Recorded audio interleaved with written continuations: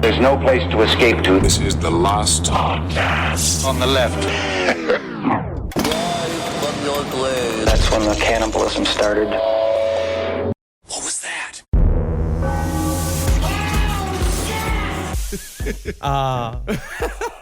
Welcome.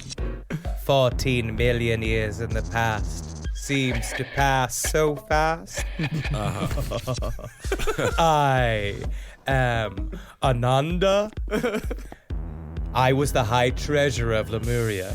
Oh, and my it is goodness. a welcoming presence to be back here on the petty third dimension. Wow, well, I feel very comfortable right now. I feel like I'm in the presence of a god. I must tell you this, Benjamin. Is that how it's pronounced Yes, in your Ben. petty third dimensional world? I don't know why you're criticizing the third dimensional world, but yeah, that's it. 6'7"? Yeah, that's correct. And Lemuria, we were 12 feet tall, and we had to shrink ourselves from 60 feet tall. And I can help you change this and get back to your true potential.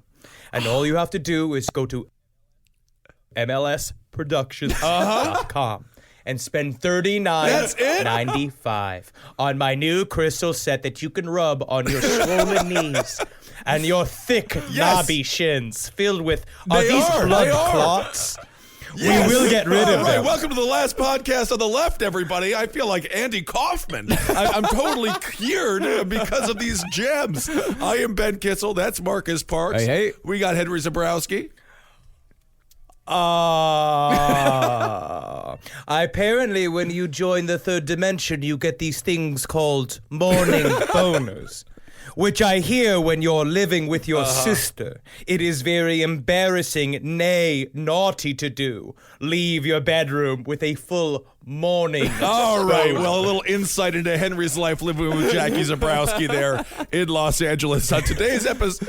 It's me, it's Henry Zabrowski. Yeah. It's in me, case I'm you sorry, haven't picked I'm sorry. up on it, today's episode is all about Lemuria, which I've had a fascinating time finding the YouTube videos. Very good robots. Best narrators of all time. There's a lot of robot narration. There's a lot of Tempe, Arizona, Sedona, Arizona-based entertainment. This is like really like if you want to go like if where the desert is Hollywood. It's the production studios for the various Lemuria YouTube videos that exist. Absolutely. Well, the lost land of Lemuria is said to be one of the two antediluvian continents that existed both before and alongside the more famously known continent of Atlantis.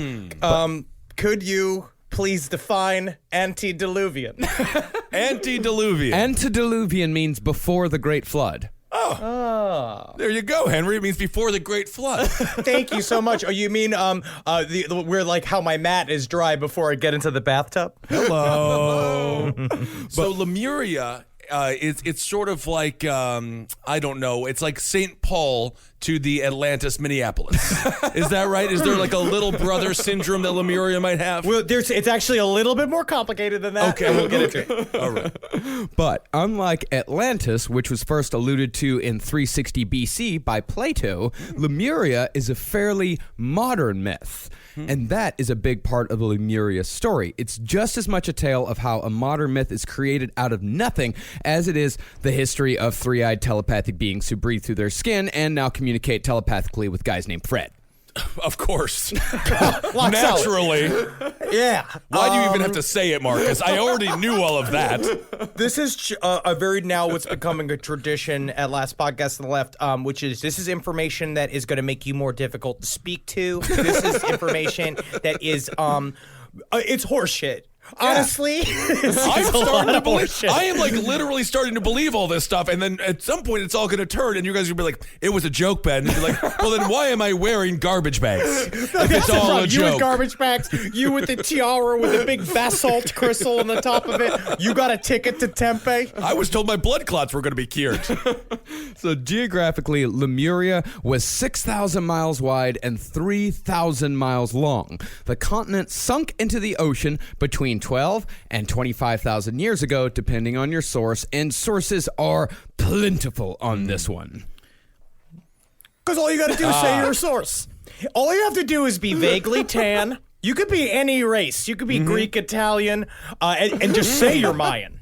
and then you just show, and then you have a whole blog, there and that's it a is. source. Yeah, it's like Ima Sumac, the musician in the, I think it was in the 50s, that claimed that she was a Mayan princess. Beautiful voice, wonderful musician. Turns out, Queens. Ah, from Queens, huh? Queens, and that's what but Queens is the most diverse city in the entire world. So maybe there was a little bit of Mayan there, and then when you're in Queens, it's like It you're feels in that way Mexico. sometimes. I like it. Now, besides the standard Bibliotheca Pleiades and the bad font, bad background websites, we also use the Lemuria entry in Man, Myth, and Magic and the Bob Frizell book, Nothing in This Book is True, but It's Exactly the Way Things Are.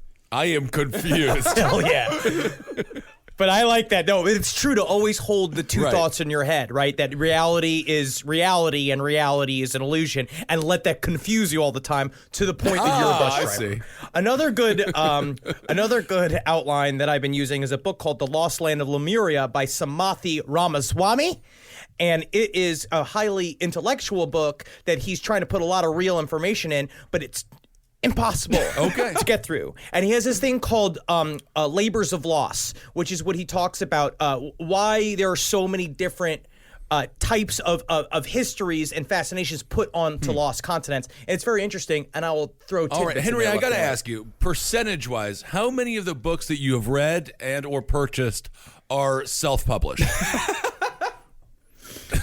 This was published by a publishing company called California. I think that's the state of the public library you stole it from. I literally have so many books with loose bindings because it was made in a But basement. before we get to all those sources, let's start our journey to the land of Lemuria with its kinda sorta scientific origins. The name Lemuria was actually birthed from evolutionary science. Back when the whole discipline was newish, a zoologist named Philip Sclatter was trying to figure out why the fossils of lemurs were found on opposite sides of the Indian Ocean, but none were found in between. Yeah, because lemurs are being all cute in Madagascar, but they also found a bunch of lemur bones, which I also bet Yeah. are pretty cute Oh, in India. interesting. Well, Sclatter postulated that a land bridge once existed between Africa and Asia, with lemurs aplenty all the way across.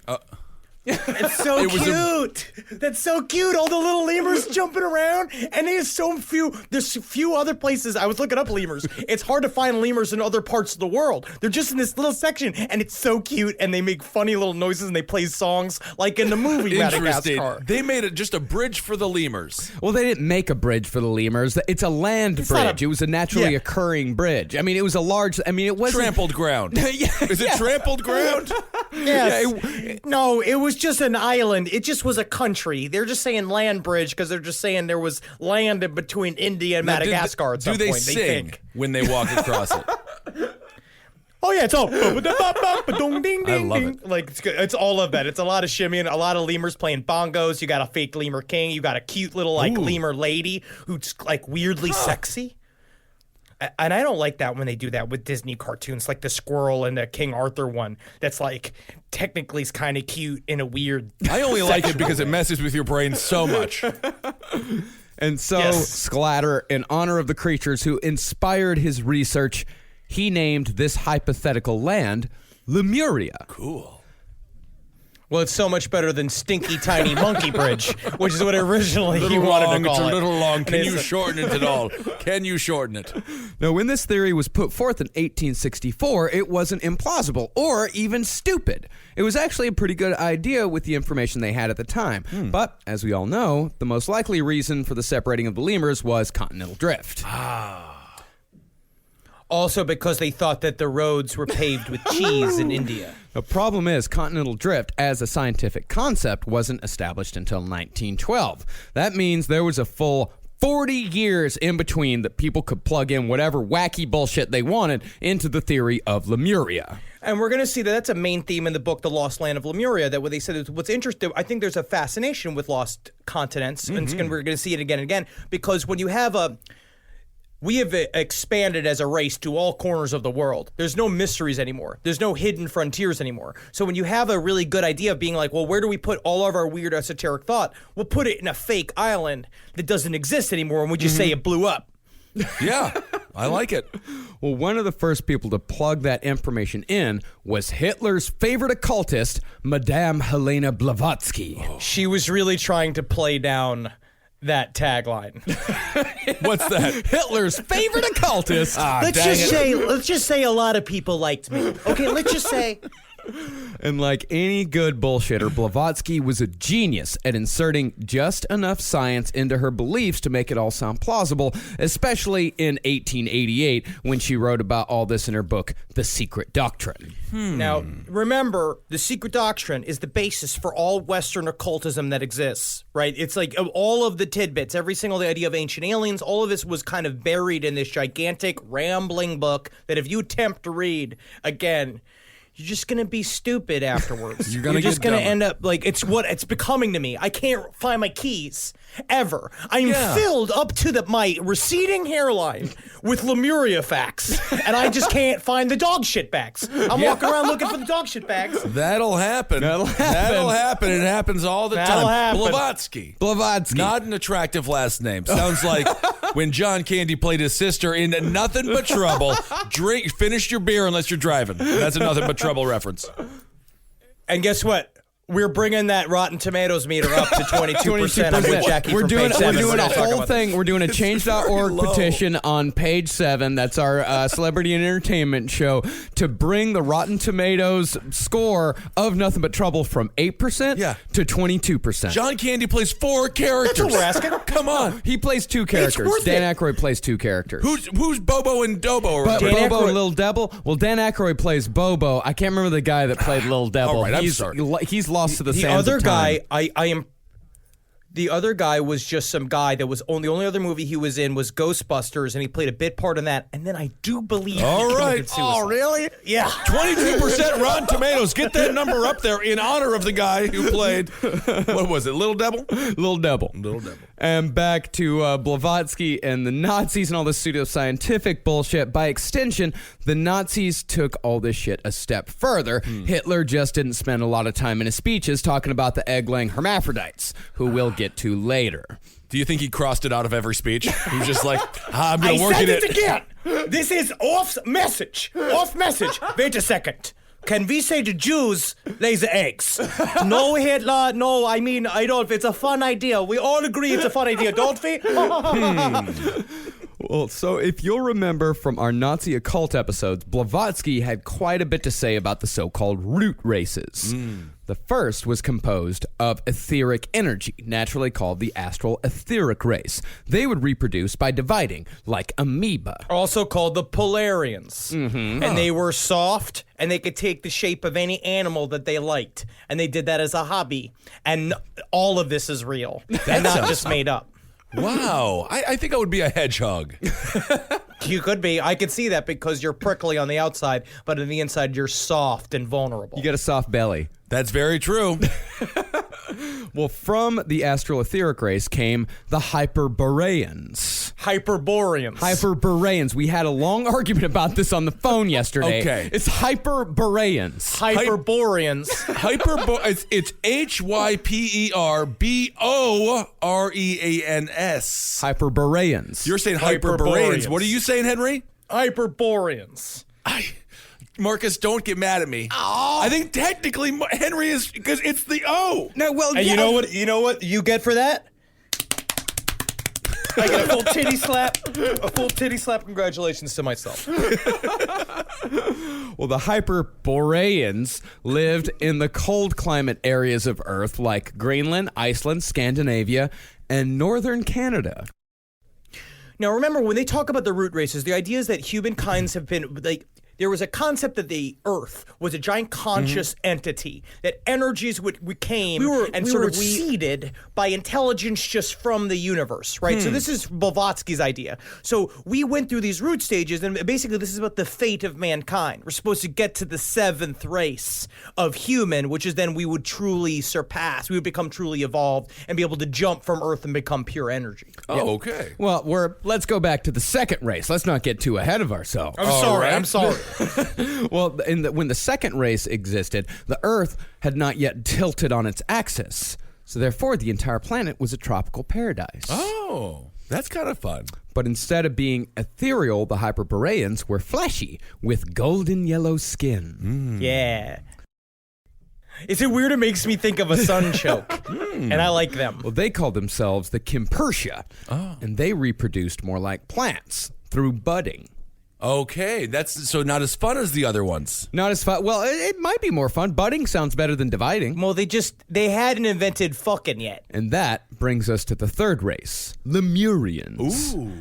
Here's where things get weird. This is where it gets weird. Yes. Okay. So far it's been normal.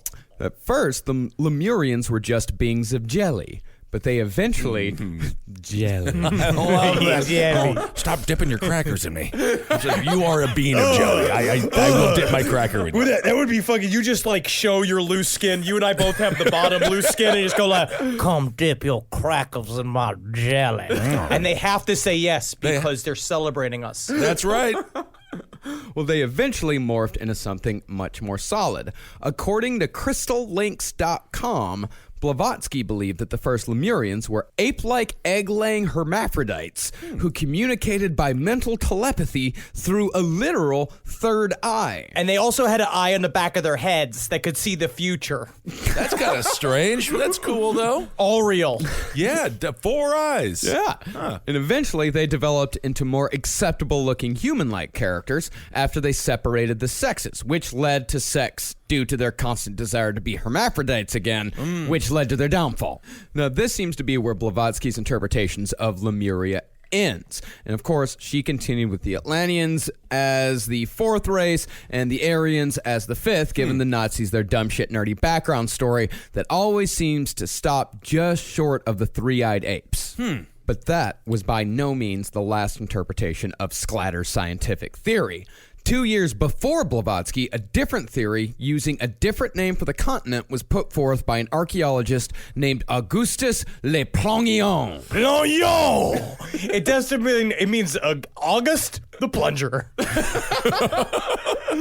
Wow, you got to trust this guy so far. Why do you have to trust Le Plongeon? With a name like the Napoleon? What is it? Le Plongeon. Le Plongeon? You would be the biggest, stinkiest mark in France. Because every single time we bring up a fucking French name, they're all like, "Oh, like it's fancy, like they know more." They don't know more. They're one of the first societies. Well, Le Plongeon claimed that he had deciphered ancient Mayan writings that proved that the Mayans had originated from the lost civilization of Mu, spelled M-U. And it wasn't just the Mayans either. The Great Egyptian Age is but a remnant of the Lemurian culture. And according to Le Plongeon, the queen of the Mus, named Queen Mu, spelled M-O-O, traveled... Which you did not appreciate. That they changed that name in the future because Queen that's a Mu shame. traveled to Egypt, where she became known as the goddess Isis. And all this was outlined in Le Plongion's book, Queen Mu and the Egyptian Sphinx. Yeah. Yes. Sounds like the world's like worst erotica. It does. I traveled all the way from the land of Mu just to get my toes sucked by you, Pharaoh Big Dickamus. Yeah. I'm Pharaoh Big Dickamus. Let me suck on your big old feet. Yeah. Suck on my feet. Yeah. Oh. I'm shutting this You off. wouldn't believe the book I was reading in the car wash today, Becky. It was pretty intense stuff. I got some ideas for the bedroom if we... Hot to track. Well, unfortunately for Le Plongeon, his translation of the Mayan language was completely and totally wrong. His biggest mistake was using letters that didn't even exist, There it as is. he completely confused language with simple decoration. Yes, he Okay. took drawings. It's like he read a thing of Calvin and Hobbes, Right. and it was been like magic tigers everywhere. Furthermore, Le Plongeon didn't even translate it himself. He outsourced it to a guy named Brajot de Bourbourg. De Bourbourg? De Bourbourg. Okay. And Bourbourg obviously had no idea what he was doing as well. According to one of his ancestors, Bourbourg was not translating because he knew the language. He was just translating from a spirit that was speaking through him, who assured Borberg that he definitely knew what was going on. Yeah, because the spirit inside always have to be super confident about their message because they know for themselves that they don't exist. Yep. I like it though. So it's a series of make-em-ups. It really is, man. It always has been. That's the problem. I'm sitting here constantly reading, trying to like bring all the circle back, trying to understand Right. more and more. And I was like, oh yeah, all this is fucking made up by con men and idiots. Isn't that how something gets created though? You have to make it. And then this is bringing it No, higher. there's actual That's history. chaos magic. That's They chaos are magic. making it. There's actual history, though, that we can look to as what happened in the past. Alternative facts. Yeah. Facts are useless, Marcus. Welcome to 2017. Well, it wasn't until decades later that the document Le Plongeon based his Mu findings on was properly translated, after which it was found to be nonsense garbage. But in the interval, a British inventor named James Churchward picked up the ball and ran with it as fast as he could, laying the framework for the lost civilization that is still built upon to this day. Cool. And these books were pretty popular in the day. Yeah. Like these were like that was the reason why it gained a lot of traction is because people were really fascinated with lost continents. So these books filled with bullshit, not unlike what we have read on this show for other topics, get out there and if you don't believe in alien abductions, it's the equivalent of Whitley Strieber's Communion. Yeah. Where it was like these books would come out and they would go fucking viral and a bunch of people would buy them, and then that's how the rumors stay alive. yeah. Well, why wouldn't there be a lost continent though? Sunk down there. Because there's no evidence for it. There's no evidence for it. That's It's the not problem. explored. The ocean's not explored. 98% they say not explored. That is true. That is. You all want to know my other science fact? What is it? Mars is the only planet currently occupied by robots. Interesting. There's no human beings. So that's like the planting. They're seeding robots on Mars. And then they will have a Let them future. have it. Anyway, those are my two science facts. Well, at the age One's of, more of a question. Yeah. At the age of 75, James Churchward wrote an article in the New York American newspaper about the lost continent of Mu. In his interpretation, Mu was located in the Pacific Ocean, not the Indian. For example, Hawaii and Easter Island are but a remnant of the Mu culture. Okay. So after the article, Churchward wrote a 5-volume series on the subject of Mu. The first was The Lost Continent of Mu, in which Churchward claimed that the biblical Garden of Eden was actually Mu. He called it the motherland of man. But this is also at the time when they were having a massive there was a movement saying that the Garden of Eden was in China, and that's just even believing that there was a goddamn Garden of Eden. Right. This was a big thing that he said this was big. I found the Garden of Eden, but you have to first believe that that's real. And at the Yes. time, they're all like, oh yeah, it was a thing. I am quite stunned there is no fast food buffet chain called Garden of Eden, E-A-T-I-N. But also, did you guys see Pat Robertson, the grandfather of lunacy on the religious end? He came against the 6,000-year-old Earth recently. Very bizarre, saying that he doesn't believe in Garden of Eden. Really? Very weird. Yeah. Anyway. Well, after the lost continent of Mu came the children of Mu, the sacred symbols of Mu, the cosmic forces of Mu, and the second book of the cosmic forces of Mu. Gotta have that fifth book in there. The problem is it's always the fifth book is when the series goes bad. Yeah. Like the God Emperor of Dune. It's always the fifth book where, honestly, I liked God Emperor of Dune. But there's a lot of people. But the fifth book is when the space Jews came in Yeah. to Dune as well. So it's a lot of stuff. And the orgasms and the orgasm witches. That was the other one where the guy's dick was too strong to be controlled by the orgasm witches. Huh. Yeah, I thought that was where it just got super anti-Semitic there. When you're No. It's just not. again, it got Semitic. Yeah. It's just I've been doing the same bit. Yeah, it's not anti-Semitic at all. Just because they exist doesn't make it anti-Semitic. Okay. Yeah, I didn't say the Jews came and aborted all of the children super late. It's not they didn't come and steal. They were just very there. good. They were just a part That's of the very tapestry. Well, one of Churchward's main claims, and the one that modern Lemurian scholars use the most, was that Mu was the home of an advanced civilization called the Nakal. And according to Churchward, about 1,000 years before Lemuria sank, two Lemurians named Ai and Tia decided to share the secrets of immortality and opened up the Nakal Mystery School. Cool. They taught that immortality was achieved through the process of ascension, making Ai and Tia the first ascended masters. Now, Henry, you have much more to say about the ascended masters. There's a lot to unpack when it comes to the Ascended Masters. This was a thing I went down a long rabbit hole of, and it's a lot of believing that people using charms and different things going ding dong ding and sitting on basalt. It's a lot of basalt chairs. A lot of basalt is used in this for some reason.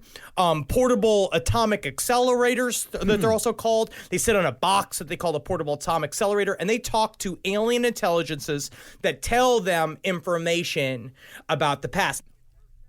The Ascended Masters in the end is just how much are you willing to believe a 50-year-old woman who up until this point has not had a job? Where it's like, because it's people, there's several whole religions based upon Ascended Masters. There's the I Am Society, which does believe that, and it's also, the I Am Society believe in a thing called the Bridge to Freedom, which I do believe L. Ron Hubbard used during his occult teachings, because it's during the 1950s. This was a side thing to what would be the birth of Scientology, was a lot of this, people talking to alien intelligence and believing they're getting information that we couldn't possibly know without talking and to also aliens. just to add my point of view, the Ascension, it's also a tag team in the WWE right now. They're kind of a poor man's Legion of This Doom. is not the place That is for my this. personal opinion. They're no Animal or Hawk, but they're trying to be, and we'll give them some credit for that. But through Ascended Masters, we'll meet people such as High Priest Germain, Adama, who's another one, and then we have a lot of people. Aurelia Louise Jones, if you just want to go over to the Mount Shasta Light Publishing Company and see all of the various wares she has to sell, the meditation things that she could sell in order to, you have to give her money to talk to the Ascended Masters. I did just But it's fast worth it. forward to you like 20 years when you're the pitch man for that website, and that's the exact energy and the emotion you give to it. I will definitely go through a sheer yet shiny robe phase where I wear tiaras with crystals in them. It will happen. So the big question here, how did Churchward know all this? The big question here is, so how did Churchward know all this? It's my only job on this show is to ask, can I just do something? Well, back in the late 19th century, Churchward was in India participating in famine relief work. There, he met a Hindu priest whose name remains a mystery. They call me Ice Cream. We'll just skip naming you in the book. But my name is Ice Cream. That's kind of Much funny. joy have I. Everybody say, they come to village, and everybody say, ice cream for ice cream. And I hear them, and sometimes I say, please stop screaming for ice cream, so that I may sleep. We're going to rename him. His name remains a mystery. It's a long one, but it's a straight. Well, that priest told Churchward that he was privy to knowledge of a lost civilization, the Nakal. And in addition to that, the priest even knew the Nakal's dead language, meaning the priest could interpret a series of stone tablets that also detailed the Nakal's history. Cool.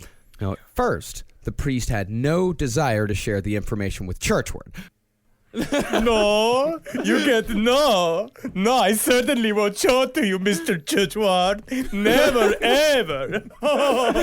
But somehow, Churchward, according to his book, tricked the priest into showing him the tablets and teaching him the dead language. Hey, ice cream. Yes, ice cream. You're funny, Mr. Churchward. Here's $5. Here are all of my secrets. Modern economic trickery. From there, Churchward was able to put what he learned from the priest together with other various ancient carvings and symbols from ancient civilizations, and boom, you got a moo. Boom. Well, there's a problem is that he had two tablets, the Nakal tablets, that were supposed to tell this whole story, and no one could see them.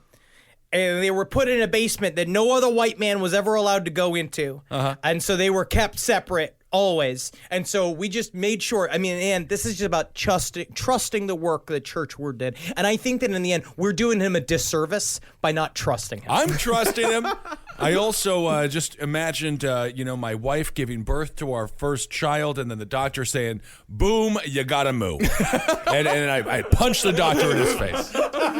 Well, even though there was trickery involved between Churchward and the priest eventually became Churchward's guru, and the two were able to More like his communicate. gourmet.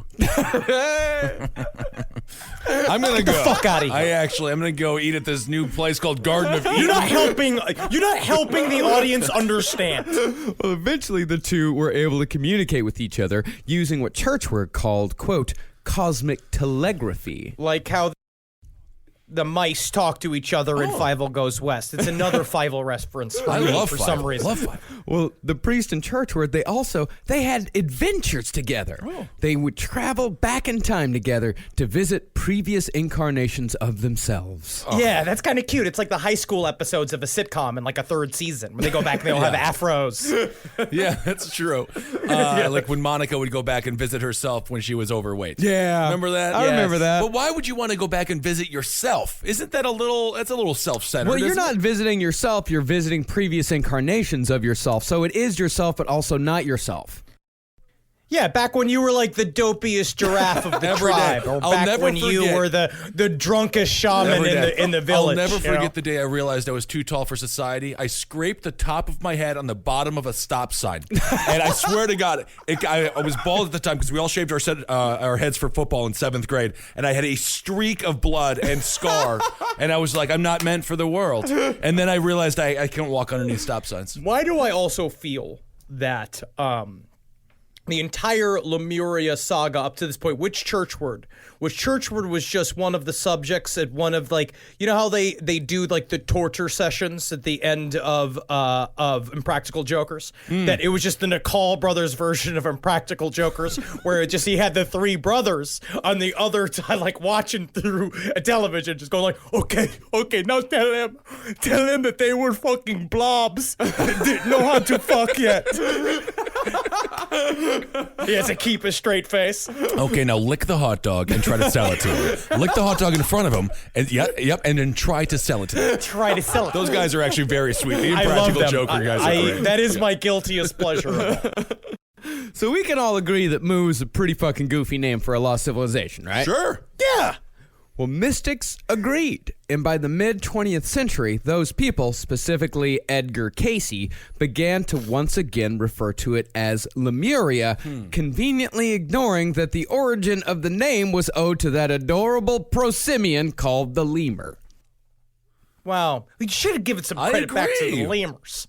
At some point, we're forgetting about the lemurs in this That's whole fucking right. thing. So over the years, dozens, if not hundreds of writers and Angelfire domain dwellers have made contributions to the story of Lemuria. Now, things may get a little murky from here on out. now I'll see it's how that's murky? possible. Yeah. It's been pretty clean water so far. Nice and clear. See to the bottom of it. We're going to try our best to keep it on track, though. Yes. So I'm going to be laser focused. I swear to God, dog me. I'm going to be super laser focused. Let's try to really tell this story. Gordon Michael Scallion said... Dumb name. Bad, already bad. Already very you bad. just derailed it because his name is a food. It's already done. You're bad. It just changed the name. You can't be a type of onion and have me expect to take you seriously. Literally 14 seconds ago. Laser focused. I was like, This guy's got a last name that sounds like a food. Anyway, let's talk about that for 10 minutes. Well, also, his name is Gordon-Michael, which means he demands to be called Gordon Michael at all times. Gordon Michael, and yes, it is scallion like the onion. Smell me. Just smell me. Do I smell like an onion? Well, he said that the Lemurians began as a projection of 144 soul groups comprised of 33 million souls from Mars, the Pleiades, and Sirius. Okay. Some chose to live in the water, but others went for the plant, mineral, or animal kingdoms. And those who went with the animal kingdom took the space above ground and hung out with the giants, elves, and presumably gnomes that already existed on Earth before the 144 soul groups arrived. That's where you want to be. Yeah, you bet there were fucking gnomes. Oh, my. Yeah, you know what I love about these blobs? I could fucking cram my whole tiny dick into one of them, and they love it. They say, "Oh, yeah, you fucking blob. You take it all the way down to my fucking berries." Wow, Terry the Gnome making an appearance out of nowhere. Terry, it's been so long. What have you been up to? This is my Vegas, baby. Yeah. Wow, Terry the Gnome. What have you been up to? Can I just ask you one question? Fucking, drinking, smoking, and being Terry small. the Gnome. Wow. So the above-ground Lemurians were 9 feet tall and had scaly skin that changed from blue to green depending on the season. They had long oval faces, big eyes with vertical pupils, and breathed through their skin. Others say that Lemuria was inhabited by a wide array of species, including the angelic, extraterrestrial, and elemental varieties. And since these creatures were more connected to the Earth than we are, they lived, on average, about 20 to 30,000 years. Wow. All of this is true. And again, remember, this does sort of fit into a lot of other stories about ancient aliens, because this is prehistory. This is even before the Sumerians. What we're looking at is this is the first experiment of the aliens and whatever life was on Earth at the time, which is this weird primitive Lemurian fern gully-like life that they come and speak to. Like everything is the poor unfortunate souls from The Little Mermaid. And they're all living on the Earth, and aliens are just hanging out with them, thinking, oh, this is super cool. We're going to give them a bunch of shit. We're going to teach them about how to live, and then things go bad, but we'll get into that. And Ursula is like Queen Moo. It all comes together. Yes, Kissel. You are making fun, but technically you are correct. No, I know, because you're using Disney references, so I understand. Well, the reason why the Lemurians lived for so long was because if they got sick, they could realign their energies, cleanse their chakras, and heal themselves, although sometimes they needed the help of a plant or animal friend. What do you mean? Just being a little plant doctor. I just imagine them all shove them in their weird cloaca pussies, being like, this is the only way to heal. And it's just the poor little hedgehogs running around just being like, I sure wish I didn't have to always fuck these things back into health. It's a tough time, yeah. Now, when all these different species mixed together, they became the Lemurian peoples. Still others say that the Lemurians started off as fifth-dimensional beings. As they were of the fifth dimension, they had no memory to speak of. And since they had no memory, they had no language, and instead communicated with each other using natural sounds. What does that mean? What's that? The Garden of Eden is $3.99 all you can eat on Fridays.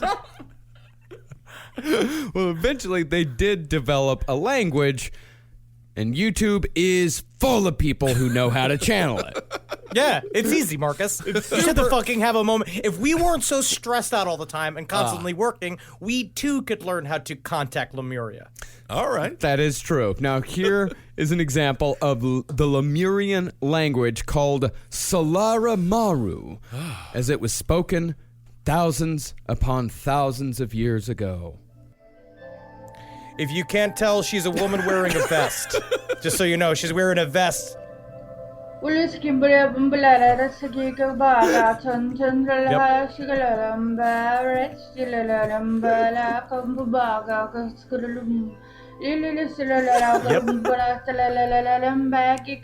just, she could be Greek, she could be Italian. Honestly, just looking at her, and you know she says she's Lemurian. This goes on for another minute and a half. Yeah. There is something, it's comforting. It's a comforting sound. It's a German in a strange way, isn't it? Doesn't it sound a little German? I don't find German to be comforting. No, I understand that, but when you say it like this, well, that's a good point. But what I will say about, she's just making noises. Yeah? Oh, come on, man. You were around speaking in tongues plenty. I know I got kicked out of school because I couldn't do it. It's improvised. Yeah, you do. You just go, That's it. And then you pass speaking in tongues class, which I literally had a class called speaking in tongues class. Really? Oh, yeah. Try it. I hate this fucking school. I don't believe anything about this religion. I hate my parents for sending me here. I will be leaving. It's allowed. It's allowed. He can say it is speaking in tongues class. And now we'll learn where the clitoris is. They did not have that class at the Christian school I went to, I'll tell you that. Now, as far as animal life on Lemuria went, the only life forms that had developed at the time were birds, amphibians, and primitive mammals. However, all of them were giant in size. So, big parrots, big frogs, big rats. Oh, I just call them rats, frogs, and parrots because I'm big. It's kind of fun and cute, though. Again, it's cute that you would fit it right out there, but you would be small to them. I know. That's what I'm kind of thinking. That's kind of a fantasy of mine. Now, the people of Lemuria could also communicate telepathically with dolphins using the dolphins' own language called the dolphin codes. Cool. Yeah, which is also a book, just all written in soon to come out by Dan Brown. The Miami Dolphins should use a little bit of that dolphin code so they could score a touchdown. No so sports then they can talk score here. touchdowns No better sports if talk they have in the their middle of our dolphin Lemuria code. expose. Then they're playing the Ravens, and the Ravens are out there. They're like, you know. Well, the Ravens and the Baltimore Ravens are about the size of the Ravens that would Bringing be it all on together. Lemuria. It's all coming yeah. Yeah. Queen Moo.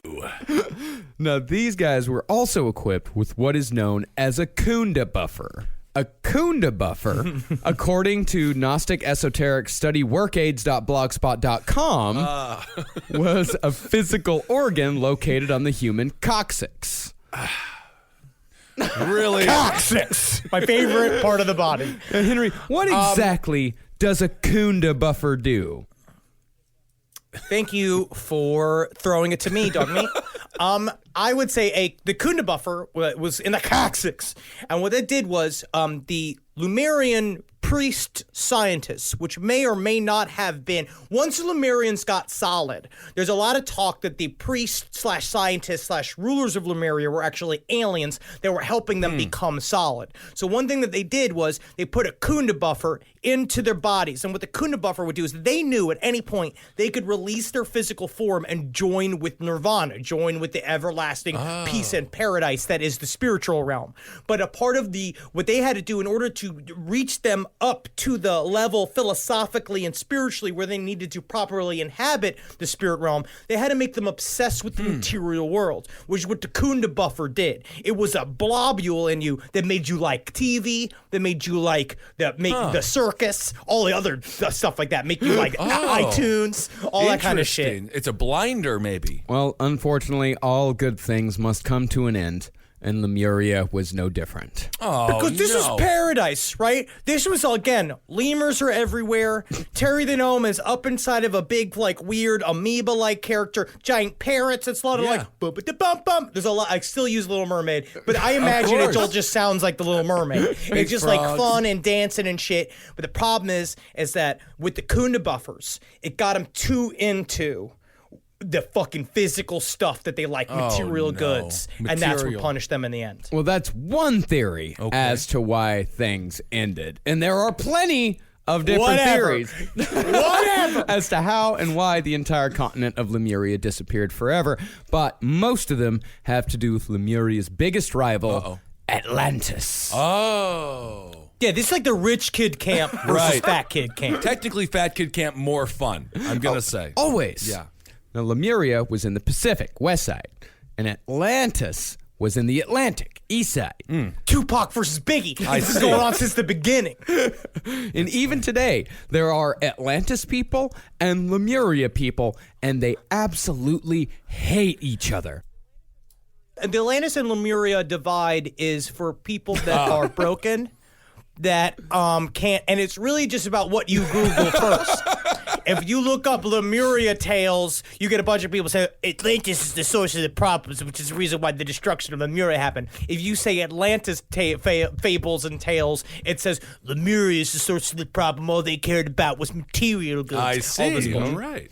Well, at any rate, the general consensus of the Lemuria side is that the Lemurians wanted to leave the primitive races of man that were developing alone without any oversight. And this was about 25,000 years ago. But the degenerate Atlanteans... Wow, Marcus. I'm not calling that. That's from thegreaterpicture.com. Okay. Wow. Yeah.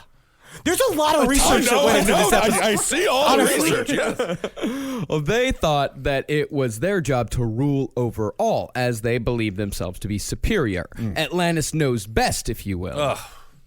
And it was also rumored that the Atlanteans were dealing in human slaves. Oh my goodness. Well, they were using them for work. Because at the time, they had that's what taken it a bunch of is. What do you think they use him for, Henry? they were past them. It's really hard to say because it's not really slavery if you really truly are evolutionarily past. Like, it's not like humans deciding you are. If you're an And here alien, we have Henry Zabrowski. He's on the Olympic. What's he playing here? Oh, he's playing the slippery slope. Let's see here. And there he goes down the slippery gold medal winner, Henry Zabrowski, going down. So when Lemuria refused to fall in line, the most evil organization Atlantis had, the Sons of Belial, worked with their extraterrestrial friends who were either the reptoids or the dinoids or some combination of the two to destroy Lemuria forever.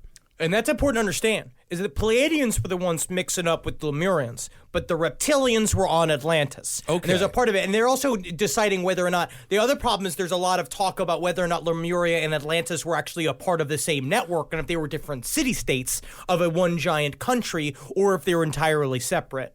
That's your Minneapolis-St. Paul analogy. Yes. Yeah, but Minneapolis and St. Paul, if there was an entire continent in between the two. Well, we'll just say Minnesota is the continent. Well, the Atlanteans and the Reptoids accomplished the destruction of Lemuria using the moon. God damn it.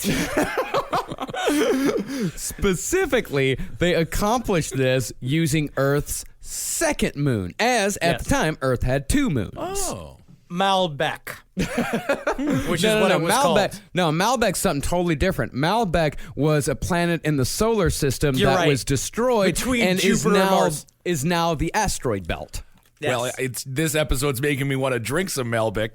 I'll tell you that. That's a wine joke. That's for our more wine listeners there. So what the Atlanteans did, assisted by their alien friends, was first to pull the moon into our atmosphere above Lemuria. But they did it at night when everyone was asleep. But that's when the moon Yeah. is awake. Yeah, but that's when it's there. That's when you can get at it easily. If there's a lasso involved in this story, I think I read a fictional children's book back in the day. It's magnets. How do they work? So once Moon 2 was in the right position, the Atlanteans blew it up, raining moon chunks all over Lemuria. Fuck yeah, dude.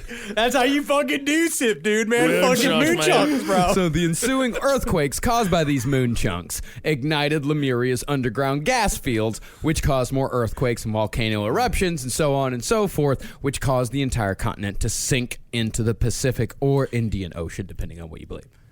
Which is interesting because that was a part of Churchward's actual scientific explanation for why Lemuria sunk, which was that seismic activity caused lava to reach these giant gas pockets that exploded underneath it. So that's them looping back in pseudoscience into their chunks. folktales. Well, after Lemuria went down, the Reptoids took our other moon away and, as we know, replaced it with an artificial hollow structure that still hangs in the sky to this day.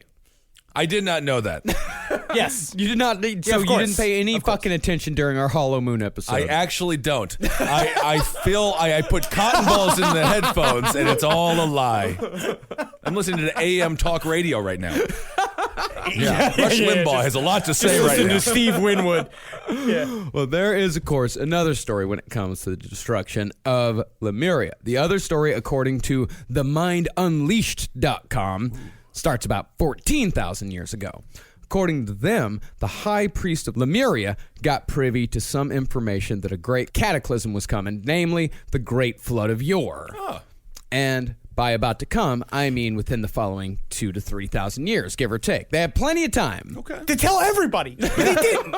Which is what I think is interesting. But a part of it, remember, Lemuria is a part of the idea of Lemuria is that it's supposed to explain why every single culture, or quote unquote every single culture, has pyramids, believes in the flood tale, believes all the stuff. So basically, it's that this has gone on since the very beginning. So what is the most up to date version of Lemuria's story is that these priests knew that the flood was coming. And so what they did is that because Lemuria was such a peaceful era, it's such a peaceful era and perfect and past us technology-wise, you're like, okay, those of us in the know need to hide all the information that's important so it can survive the flood. And the place they hid that information in was us. They hid it in humans, in the cells of humans, where it could be unlocked. It's in my your body. Well, they stored a lot of it in there. My goodness gracious. Yeah, it can be heard for miles and miles around. Look at that. Well, I was going to say they put it up their butts, but they kind of did in a strange way. So it's in our DNA. It's in so our, the more we unravel our DNA, is that right, or am I? It has to be unlocked through crystals. Maybe it's a paywall, like a $4.99 paywall. Okay. It is sort of like a paywall with crystals. And there's a lot of information stored in crystals. What part do crystals play in all this? I could never really figure that out. Well, there's a lot of different stuff when it comes to crystals. The idea is they use basalt again, and then they could charge it using their prayers. And there's another group called the Aetherius group that is from the late 90s, for the 50s, and it goes into now, into our time period. It's very. They put their hands on the crystals and they go, and then they put the information in the crystals and then they bury them. All right, so we got to find the crystals. Maybe they're in a skull. Oh, don't even get us started on the fucking about it. The crystal skulls also play a part in this. They do? Yeah, they do. We just didn't it's been get ruined. Yeah, there's a lot of stuff that doesn't get into this that we couldn't cram into this episode because it's already longer than it should be. Technically, the episode's 5 minutes long. It's that here's the story of Lemuria. It didn't exist. Hi, everybody, donate to Patreon. And so what you have to do is put stuff into it. Fill it up. Fill it in, yeah. Fill it up. There it is. So according to TheMindUnleashed.com and many other sources, the Lemurians went underground, waited out the flood, then emerged again, and that's where Native Americans come from. Very interesting, though, because I was thinking Chief Moonchunks would be a fun name. It would really be fun. Chief Moonchunks would be a lot of fun, but Chief Moonchunks has been dabbling too hard in ye old piece and pipe him, and he can't run the meetings like he used to. He gets really love those disorganized. meetings. Well, LemurianConnection.com takes it in a different direction. They say that when the flood was imminent, the Lemurians petitioned Shambhala the Lesser of the Agartha network for permission that poor guy. Shambhala the Lesser of the Agartha network? That's unfortunate. Listen, they should call me Shambhala the Lesser, but I will say it is better than my friend Shambhala the Fatter. And I think that's fine. I take it. I will take it. Well, he was petitioned by the Lemurians to build a city under Mount Shasta in California. So they could escape the big flood that was coming. Remember, during all this time, right, the Lemurians are sort of very like the Democrats. They believe in big government. They believe in the concept of a lot of bureaucratic red tape. So you got to talk to a lot of people before you get permission to build a fifth dimension of different. It's at a vibration that we can't see underneath a mountain. You got to get like. I mean, actually, this is it one was of those more like it was more like a co-op board type of thing. Okay. Because they had to petition both the Agartha network and the Galactic Federation of Planets before they could gain admission to the underground tunnels. I think there's too much bureaucracy, there's too much red tape, but when it comes to building another nation or world, let's talk to people. let's get a consensus. I think you should talk to people. Then we can go forward. Let's keep everyone in the know. But they had to prove the fact that they were not going to commit war at all. They couldn't be aggressive at all. And then somehow I don't know, there's a lot of yada, yada, yada here, but they proved it. And then they managed it. And then they were allowed to build a fake, real city underground at Mount Shasta. And that city that they constructed was called Talos. And they built that city using their mastery of energy, sound, vibration, and crystals. No Irish, huh? No Irish. That's amazing. Now, Talos was all ready to go by the time the flood came, with room for only about 200,000 of Lemuria's 63 million people, making it kind of like Alternative 2 that we covered in the Bill Cooper episode. But even then, only 25,000 made it down. Apparently, the entire continent of Lemuria sank overnight, with most Lemurians sleeping through the whole thing. See, even though they had 3,000 years to prepare, it still happened just a teensy bit earlier than they thought. So 3,000 years of pre-production. Yeah. And it still goes to shit. So just be like, oh, busy day at work there building this little world. I got everything. Oh, shit, I got an extra cork in my pocket. I wonder what I was supposed to do with this cork. Meanwhile, just a small... Oh, man. Slowly floods. But as the continent went down, the priests left behind did their best to calm their people. They strategically posted up small groups of themselves around the continent, and like the musicians on the Titanic, sang one last song as the ship went down. That song has traveled down through the millennia and is still sung today. You know it better as Auld Lang Syne. The priests and the musicians that accompanied them sang the old holiday classic until the water filled their mouths, making it the last song ever heard on the continent of Lemuria. But be assured, the power of that song shall someday return, as said on the LemurianConnection.com, quote, Hear this well in your heart, my friends. These next couple sentences. Before our beloved Lemuria sank completely, it was prophesied that one day, in some far distant future, many of us will gather again as a group and sing this song again, with the absolute knowingness that the Earth's victory is won. There will be a man named Dick Clark who each year will sing this song. And we will know that we are truly Absolutely. Dick Clark. Miss when he was watching the ball drop, huh? Well, how Auld Lang Syne got to present day is because the Druids were a part of the Lemurian people, and so the Druids kept the song going throughout the years. They gave it to the Irish. Oh, and they sing. Yeah, they sing. Yeah. They get drunk and they sing, and they got lucky sticks and weird little shorts, and they love it. Great people. And according to a spirit guide from the seventh dimension named Kiriel, who communicates through a guy named Fred, who runs monthly long-distance healing workshops at Kiriel.com, you can hear Auld Lang Syne whenever you want. He said, quote, If you want to hear that song, just pick up a dodecahedron, put it to your ears, and listen to it. You will hear God's song. When your Lemurian energy is raised to its apex, you won't need a crystal to hear that song. I got this thing. I got Spotify. Have you heard of Spotify? What? Yeah, it plays all. Oh, dang and shit. There goes my memberships. But there's also, it sounds like a lot of times they're trying to keep this up because they're selling various books and classes and meditation classes and different paraphernalia in order to give people with no skills a career. Because you have to look at like Aurelia Louise Jones, who runs Mount Shasta Light Publishing. She has several books, like the Talos book. She wrote several books called the Book of Talos. She now heavily litigates against any website that puts up PDFs or versions of her book or any information she has, and you'll see them publish it, and then everyone profusely apologizes to Mount Shasta Light Publishing about how, like, because she said basically, I'm going to sue you into the ground if you give people my books for free. Oh my! Sue him right into Lemuria. Yeah, it seems not very Lemurian of her.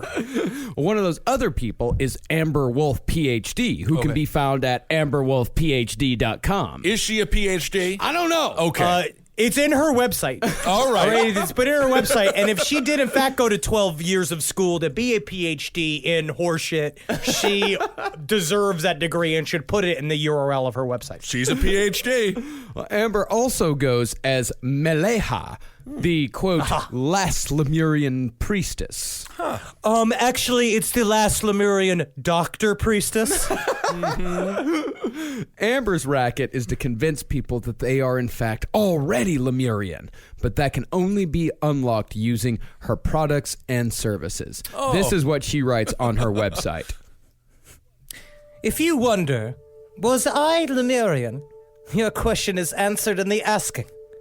Not everyone asks that question.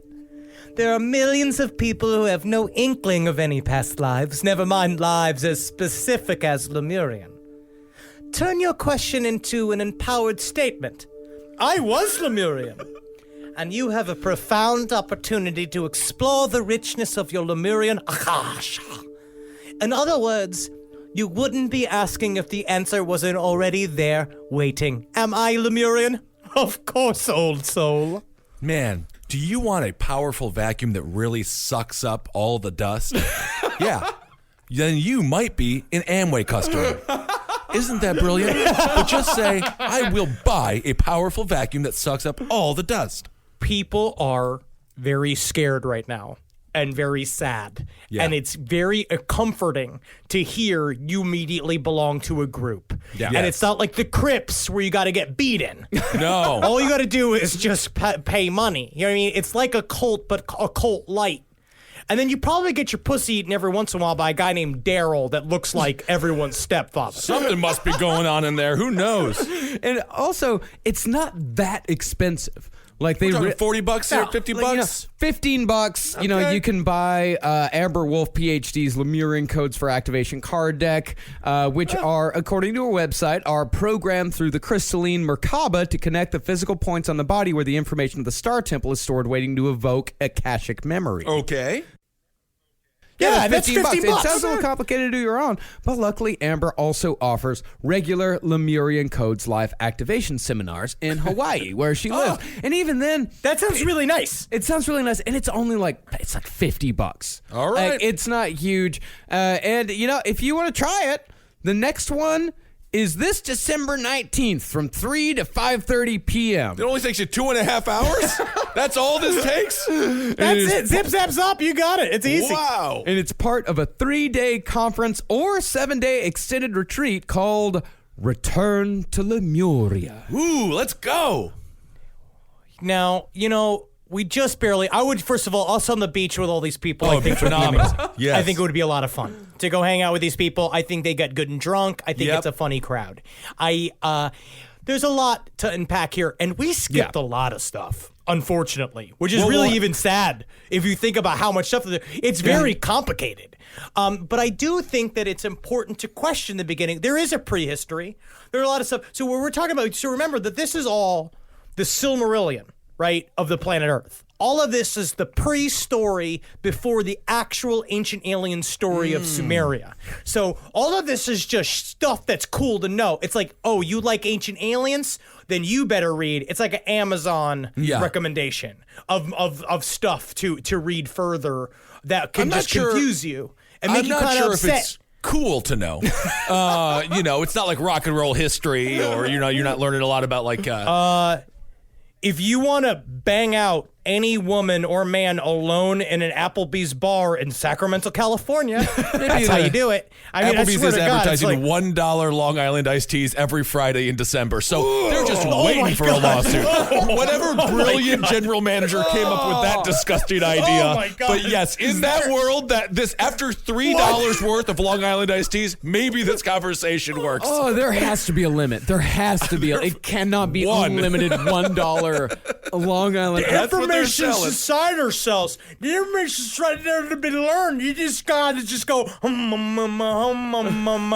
tell you, I saw a dinosaur the other day. It wasn't even fucking there. I saw it. $4 spent at Applebee's. That is how drunk you can get. All right, so are we done with Lemuria for now? But we'll come back to the subject later. I think we're done with Lemuria. Forever and ever. Yeah, we're done with fucking Lemuria. Yeah, we're absolutely done. I don't want to ever read anything about Lemuria ever again. Yeah. And I come up with this idea for the show. I wanted to do this episode. Well, I know. I think and so now this one's kind of fun. Yeah, it's kind of fun. it is fun, but we didn't get to the pre-Earth giants.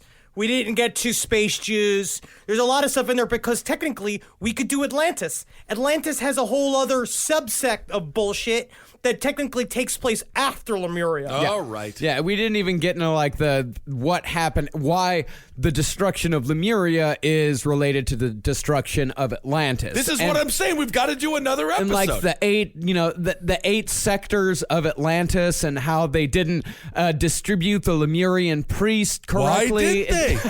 Ascended Master is a whole other level of horseshit too, and it connects to Scientology. There's a lot of stuff that's in there too. So why don't you just go do it? You look it up. You I'll go look research it it and put it in your heads for a little bit. But yeah, I just want to one more science fact. If you put air in sand, it moves like water. I saw a You video. just saw that on Reddit a couple days ago. Yes, I did. Yes, I did. And a person sat in a hot You just tub made of watching this sand. weird. It was so cool. It really was awesome. I mean, it's got to get up there. It makes a pearl somewhere, but yeah.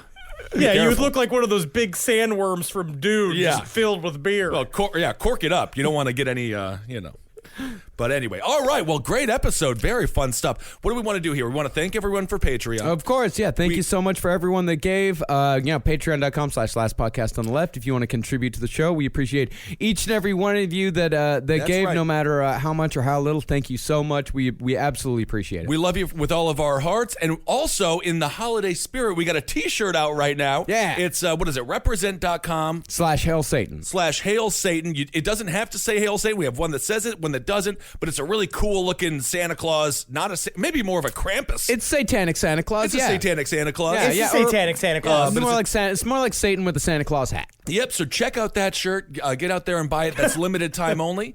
And all the shirts on our merch page. Oh yeah, just get out there and go to lastpodcastnetwork.com and check out our merch page.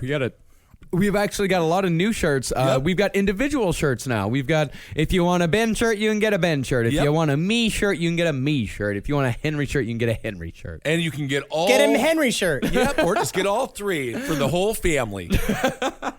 I'd also like to do a shout out to Murderfist as a bunch of my sketch group Murderfist that I'm still technically a part of because I would never say that I was not a part of it anymore. It's like we have a bunch of new videos on our YouTube. If you ever want to check it out, I think they're really fun. And also, if you're in the LA area, I completely forgot I was doing this show. I have a show tomorrow night with Murderfist and Rue Battaglia, another old ancient sketch group that no one's ever heard of before. Rue Battaglia. Yeah, it's a place called the Clubhouse on Vermont Avenue tomorrow night at 8 p.m. Saturday, December 2nd. If anybody wants to come out and check out that horse That shit. takes me right. back, We'll man. be I used there. to love the Murder Fist Rue Battaglia shows that Great were done, shows. like 5-6 years ago at the old pit. Yeah, back in the magic days. I got a message here from Jessica Lovelace Chandler, a comedian that I know from way back in the day. She wants to give a shout out to Jim Hummel. So I will say, Jim Hummel, thanks for listening. We appreciate you. Well, thank you guys so much. Follow us on Twitter at Henry Loves You, at Marcus Parks, at Ben Kissel. Yep. Follow us on Instagram at Dr. Fantasty, at Marcus Parks, at Ben Kissel, the number 1. And follow us on all of the heinous bullshit at LP on the left. I wish that the fucking solar flare that was going to destroy the internet would come. Yep. All right. And But check until out, then, it's our only means of making money. That's so be Yes. sure to Yes, support please. net neutrality. absolutely. And of course, the Last Podcast Please. Network, Ablington's top hat, everything political. I know you can listen to me every night as well for this month on on Sirius Channel 450. That's kind of fun too. Page 7, Sex and the Human Activities. What else do we want to plug? Wizard and the Bruiser. Wizard and the just Bruiser. all the shows. Just check them out. And, Escuela Sangre. ooh, yes. Yeah. All right, everyone. Hail yourselves. Try to say the name again. Try to Me? say the name one more time. Marcus, say it one time. Yes. No, you say it. No, Ben. you say it first. He's asking you. No, I know. Escuela Sangre.